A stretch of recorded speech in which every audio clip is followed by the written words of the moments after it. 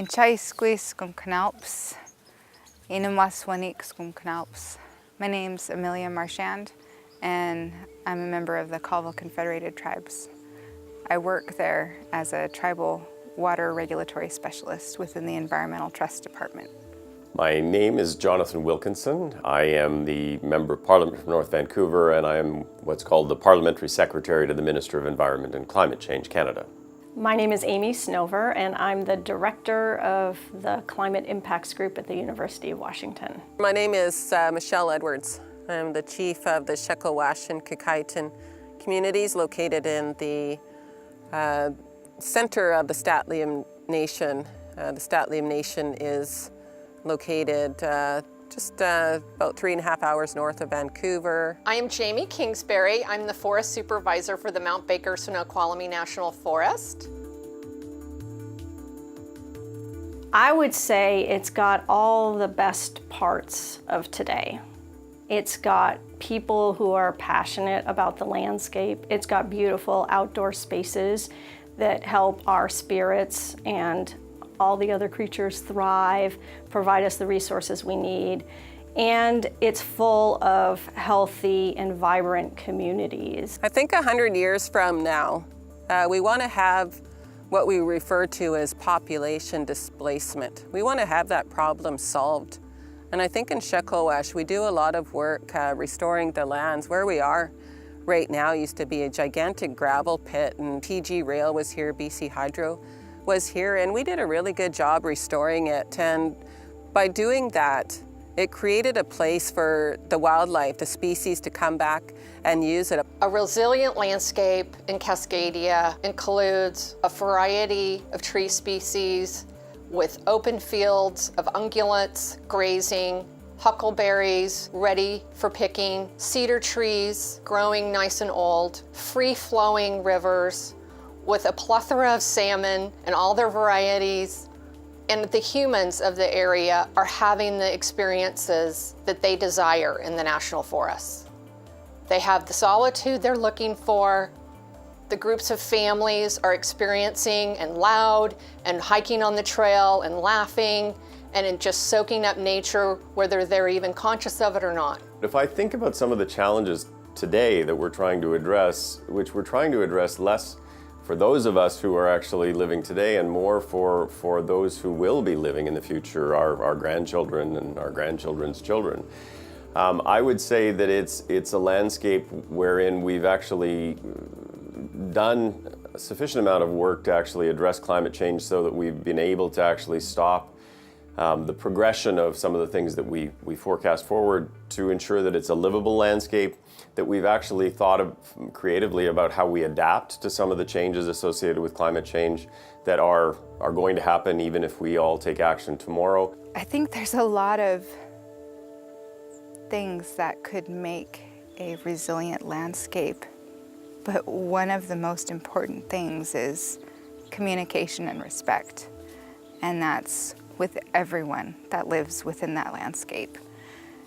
Because before you can get to any actions on the ground, you have to have the foundation of respect and honoring and listening to one another that have different opinions and different backgrounds. Make sure that it's not just for one, but for all, the future that we build. And it has to be done in a way that doesn't honor just people and the communities that we're trying to create or improve, but it also has to honor the land and the ecosystem that we have and the habitats that remain. You know, climate matters for almost everything we know in the natural and human world. Expectations about what the climate is going to be are embedded in what trees grow where, what crops we plant where, what kind of houses we build, what kind of clothes we think we should buy. When that climate changes, everything is affected. So the big answer to what are the dangers or risks around climate change is that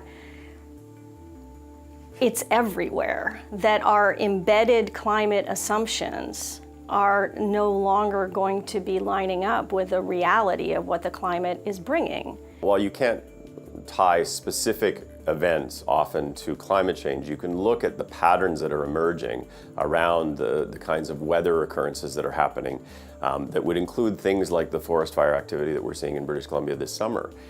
Those kinds of very unusual occurrences are becoming less unusual, and it's a function of the way in which our climate is changing and evolving. That whole balance between how we actually think about the economic piece and how we actually manage that in a way that also allows us to protect biodiversity and to enhance biodiversity. I mean, if we do not get that right going forward, we are going to lose an enormous amount of our ecological heritage, and that will have significant implications for us from a whole range of perspectives going forward. I think the greatest threats to Cascadia is our growing population. It's great that people want to move to our area, and it's because of the connection to our natural world. But they all have different needs. There's going to be an increase in development. There's going to be an increase of people visiting our national forests and Cascadia in general, and we have to be ready so our favorite places are not loved to death. So there's a lot of threats and challenges that we have right now, and one of them is development and another is existing infrastructure. We're experiencing a lot of climate-induced impacts right now, from wildfires and windstorms to dust storms and flooding. So as a result of that, our infrastructure and our emergency responses aren't in tune. They're not aligned with what needs to happen. We have an immediate challenge, and that is the longer, wetter winters that we're experiencing.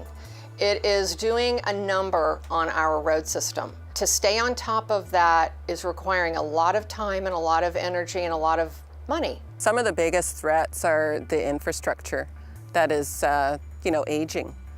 We have hydro facilities running all through the territory. We have 3 dams. We have a canal route through the middle of my community. We have, distribution. We have transmission lines everywhere. And I think what my concern is with the aging infrastructure is how is it going to be able to adapt with a changing environment, changing climate? So how do we actually think about reaching out across jurisdictional boundaries, across cultural boundaries, to actually try to address some of the challenges that we face? The only way to be working with the industry, working across our boundaries, is to make sure that we're sitting and we're talking about these issues all the time and developing solutions. If we're not, we're never going to win. We will always be losing. If we can't sit down and talk, nothing will get resolved. We need to listen and we need to learn from what each party has to say, and that's where true collaboration will come. How do we think about connectivity between groups of people who are actually working on similar issues across the border, and how important is that? And I would say that it's really important. It's really important in a whole range of different conversations. There are conversations that we are having here in Canada around how do we actually save and recover the south resident killer whales. Those go up and down the coast, all the way from California, all the way up to the northern part of Vancouver Island. And an effective strategy for actually addressing that can't be done without collaboration and thought across borders. The same thing is true for grizzly bears. The same thing is true for caribou. The same thing is true for a whole range of different migratory birds. At the end of the day, we need to be having conversations that help us to inform policy that will affect policy on both sides of the border. I think whenever we have the chance to do things differently and do them better, it poses an opportunity. We know that our resource management and much of our planning and operations in government and communities is really siloed, and we did that because it's easier to work on small pieces of problems at a time.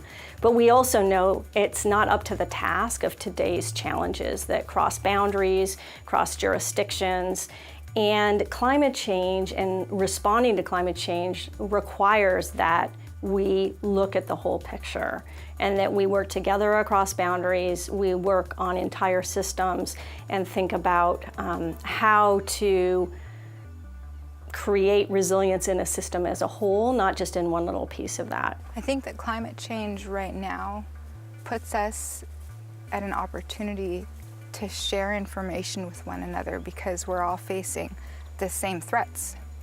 So on the one hand, that's actually a good thing where so many people can see and experience the same thing and try to work together to solve it. This is a government that is very much focused on ensuring that we make progress on climate change, that we make progress on significant progress on species at risk, that we make progress on protected areas and ensuring that we are protecting the natural beauty and heritage that exists in this part of the world that is quite unique, I think, around the world. The work that you do helps to inform public policy decisions that we make. It actually is providing us the science and the evidence on which we need to base decisions.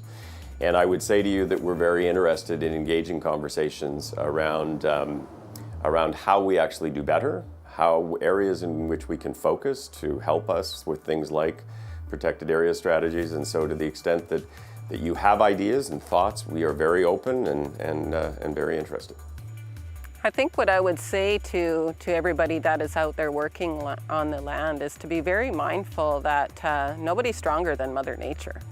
If she wants to come at us, she will come at us with the wrath of fury. So we need to make sure that when we're out there, we're very mindful of our surroundings, that we're paying attention to any changes that are going on out there, that if we're trying to look at changing a path or changing a migration route, you really need to understand how that is going to impact species to species. We have to think about the longer term, the middle term, and the near term all at once. We all live right now. We're all living today. We're all making decisions today. And in many management decisions are, today, this week, this month, maybe this year. And that's when we have a chance to make a change. And that's when we are actually making our mark on the landscape in the system for decades to come. So we have to think about now. We have to think about what we're doing today and how we're doing it, because that's how we show up on this earth. It's the effects of our decisions that we have to think about, and it's also the fact that the climate and the environment are changing, and so the effects of our decisions today will be unfolding in a climate and world that look different than they do now. If I could say one thing and be heard,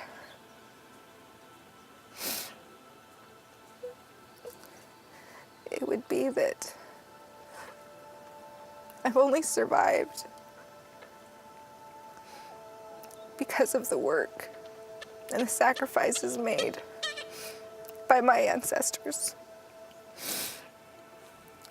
So the only way that our children and grandchildren and great-grandchildren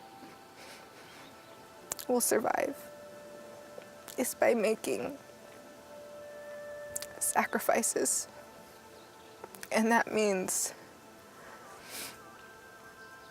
setting aside the pride. And it means talking to groups and people about very difficult things